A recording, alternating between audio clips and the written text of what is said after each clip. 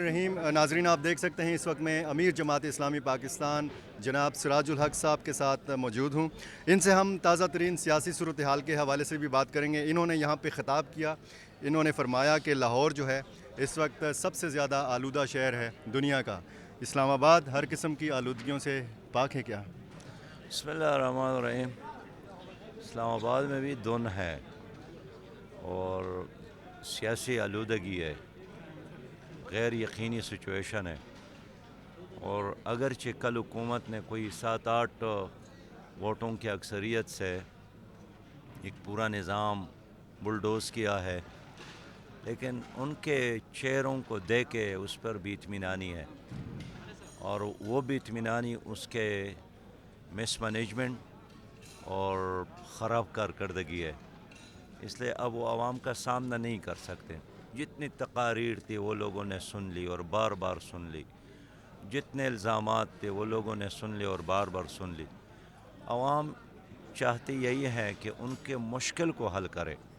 اب حکومت کہتے ہے کہ نہیں، ابھی تو ہم نے 5 سال تک گزشتہ حکومت کے گن کو صاف کرنا ہے، تو اب اس حکومت کے گن کو صاف کرنے کے لیے اور 5 سال چاہیے۔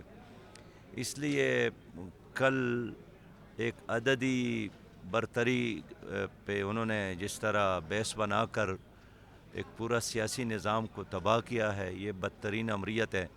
ایک ایسے مشین کے بارے میں جو ہم نے نہیں دیکھا ہے، 22 کروڑ عوام نے نہیں دیکھا ہے، اپوزیشن نے نہیں دیکھا ہے، جن لوگوں نے ان کو ووٹ دیا ہے انہوں نے نہیں دیکھا ہے، جس پر الیکشن کمیشن کے 18 سے زیادہ تحفظات ہے، صرف عددی برتری کے نتیجے میں اس کو قوم پر مسلط کرنا اور ضد کرنا، یہ نہ سیاست ہے، نہ جمہوریت ہے، اور نہ برداشت ہے۔ سر، آپ کی بات اوورسیز پاکستانی بھی سن رہے ہیں۔ ہم اوورسیز پاکستانیوں کے حقوق کے لیے ہمیشہ جدوجہد کرتے ہیں، اور اس حکومت نے جتنا اوورسیز پاکستانیوں کو نقصان پہنچایا ہے اس کا ماضی میں کبھی تصور ہم نہیں کر سکتے تھے۔ پہلے وہ 6-8 گھنٹے محنت کر کے اپنے گھر کو پال سکتے تھے، اب وہاں 12 گھنٹے بھی محنت کرے تو وہ اپنے گھر کو نہیں چلا سکتے ہیں۔ تو جو کچھ وہ بیچتا ہے یہاں کرپٹ اشرافیہ اس کو دوبارہ لوٹ کر واپس بینکوں میں اور باہر کے آف شور کمپنیوں میں چھپانے کی کوشش کرتے۔ اب دیکھیں پاناما لیکس میں کس کا نام تھا؟ پی ٹی آئی والوں کے نام تھے، مسلم لیگ والوں کے نام تھے، پیپلز پارٹی والوں کے نام ہیں۔ ابھی پنڈورا پیپرز میں کس کے نام ہے جنہوں نے آف شور کمپنیوں میں پیسے کو، دولت کو چھپایا ہے؟ وہ بھی پی ٹی آئی کے لوگ ہیں، ان کے ایم این ایز ہیں، ان کے وزراء ہے، سابق بیوروکریٹ ہے، جرنیل ہے، ججز ہے، اور مسلم لیگ اور پیپلز پارٹی کے لوگ ہیں۔ تو سوال یہ ہے کہ وہ تو 29 ارب ڈالر کما کر یہاں بیچتے ہیں، اور یہاں ارب ہا ڈالر یہاں یہ لوگ لوٹ کر باہر کی کمپنیوں میں بیچتے ہیں۔ باقی جہاں تک ان کے ووٹ کا مسئلہ ہے، جماعت اسلامی ہمیشہ ان کے ووٹ کے حمایت کرتی ہے کہ ان کو ووٹ کا حق ملنا چاہیے، لیکن ہم خلاف ہے دھاندلی کا، ہم خلاف ہے غیر شفاف نظام کا، ہم خلاف ہے اس سسٹم کا جن کے بارے میں عام انسان کا بھی یہی تصور ہے کہ میں کسی ایک کو ووٹ دیتا ہوں اور نتیجہ کوئی اور نکلتا ہے۔ تو اب تو ان ہاؤس تبدیلی کا کوئی خواب نہیں دیکھنا چاہیے نا؟ دیکھیں، ایک ایسی تبدیلی کہ چچا چلا جائے اور بھتیجا آ جائے، یا بڑے بھائی کے بجائے چھوٹا بھائی آ جائے، ہم اس کے حق میں نہیں ہیں۔ ہم اس تبدیلی کے حق میں ہیں جس کا فائدہ عوام کو۔ یہ تو سٹیٹس کو کے لوگ ہیں، پیپلز پارٹی، مسلم لیگ اور پی ٹی آئی اور پرویز مشرف کا ٹولہ ہے، جو کبھی 2 ادھر ہوتے ہیں 4 ادھر ہوتے ہیں، کبھی 4 ادھر آتے ہیں 2 ادھر جاتے ہیں۔ ایک ہی سٹیٹس کو کے فیسیلیٹیٹر ہے، آئی ایم ایف اور ورلڈ بینک کے غلام ہیں، اور سودی نظام پر سب کا اتفاق ہے۔ اور یہی وہ لوگ ہیں جنہوں نے ہمیشہ آئی ایم ایف اور ورلڈ بینک کے کہنے پر پاکستان کو چلایا۔ اب میں آپ سے عرض کروں، دیکھیے جب پرویز مشرف ملک پر مسلط تھے 6,000 ارب کا قرضہ تھا، پیپل پارٹی کا دور آیا 14,000 ارب کا قرضہ، مسلم لیگ کا دور آیا 24,000 ارب کا قرضہ، پی ٹی آئی کا دور آیا تو اب 47.8 ٹریلین تک قرضے پہنچ گئے۔ تو ایک ہی طرح کا ایک سٹیٹس کو، ایک نظام ہے جس نے غریب عوام کے لیے اب جینا ناممکن بنایا۔